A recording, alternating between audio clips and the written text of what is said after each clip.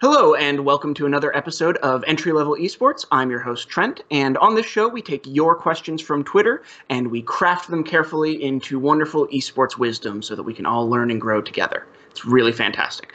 This week is going to be a slightly different format for the show because our normal editor is off gallivanting in Disney World and doesn't care about us anymore. So we won't have our amazing notes on one of the sides of the screen, probably not the one I just pointed to because everything's reversed in YouTube because making videos is hard. So anyway, today we have a fun question from @ReadyandUp, who actually asked two questions, but because it's my show, I'm only going to answer one of them because I can do whatever I want.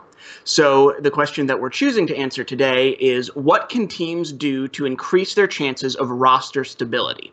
And I know just last night we had a number of open division teams that competed in the first cup break up and go away from their roster that has already accumulated points and are going to have to start over again. And this is something that frustrates fans a lot in the Heroes community when teams break up or teams change rosters, or when Fnatic had gotten all the way to second place and is now not the same team anymore. I know it's something that we talk about a lot and that frustrates a lot of people.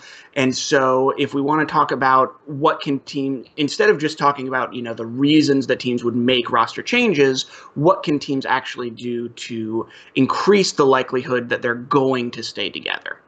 And there's a couple of things that can do that. The first and most obvious is just win more. Teams that are winning and are successful and achieve their goals generally don't break up.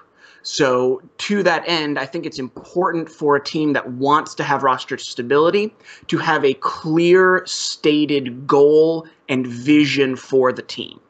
Because if you achieve that, then there's no reason to make a roster change. And if you don't achieve that, then roster changing becomes one of the conversations that you can have. And so, for example, if you're an open division team, you might say our goal is to be the best open division team. And if you don't win the open division cup, you might say, okay, well, we need one more week to try things out. And then if we don't succeed the next week and we're not clearly the best open division team, then we need to make a roster change. Or you're going to say our goal is to make it into the HGC. If we don't make it into the HGC, then we're going to look for a different roster and try to craft a roster that can make it into the HGC. Or it might be if you've just got a team league team together and you say we want to be platinum. If we hit platinum, great. That means we were a success. We're going to keep the roster together, and we're going to focus on other things to improve so that we can hit another goal, and you keep growing like that. And I think the reason it's important to have these sorts of stated goals is because there's a lot of other factors that can cause a team to not succeed.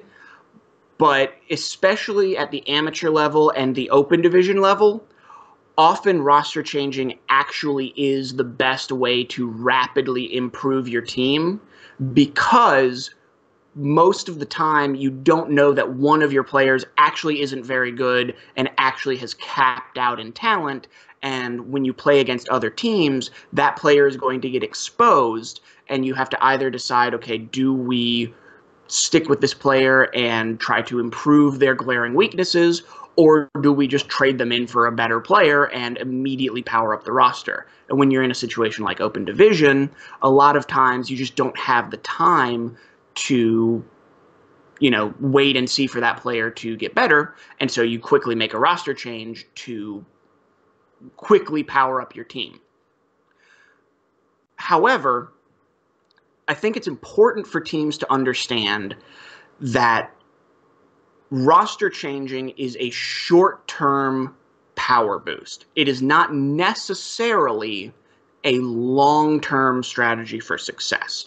And so if your goal is to have roster stability, then the goals that you set need to be more long-term goals. So if your goal is to win open division next week, and you've got some glaring issues on your team, probably the only way you're going to achieve that goal is going to be to make a roster change. If your goal is a more long-term goal of over the next 3 weeks, we want to get higher in this open division tournament, or by the end of the season, we want to be a team that's contending for the Crucible. If it's one of these longer goals, then you don't go to roster changing as your first instinct to power up your team, because you're not looking to make short-term power-ups. You're looking to make long-term power-ups, which are done more often through improving your synergy, through improving your drafting, through improving your shot calling, these things that are actually more powerful when your roster stays together. So if you want your team to stay together, set a goal that's more long-term. That really applies to teams that are already together.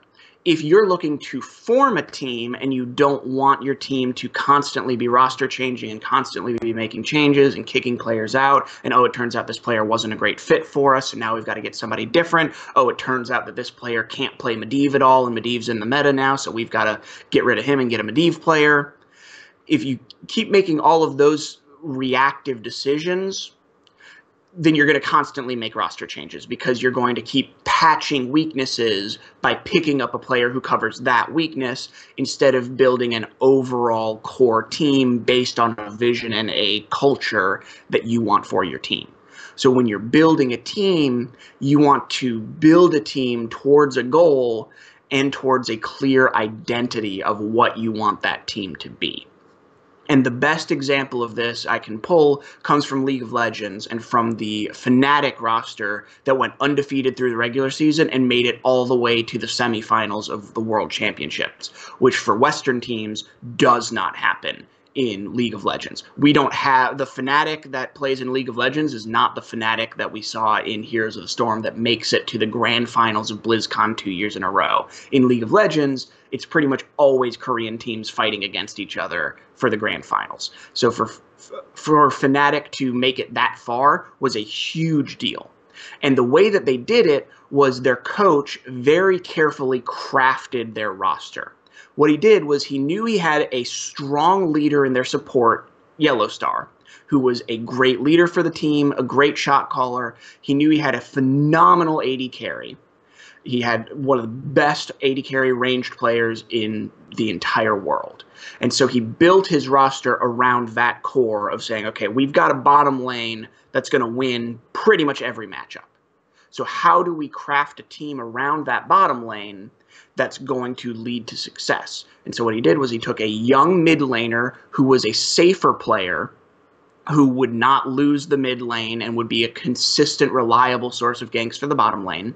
He got a playmaking top laner who was young and aggressive and had some habits that needed to be worked out, but his talent was there and he was a playmaker.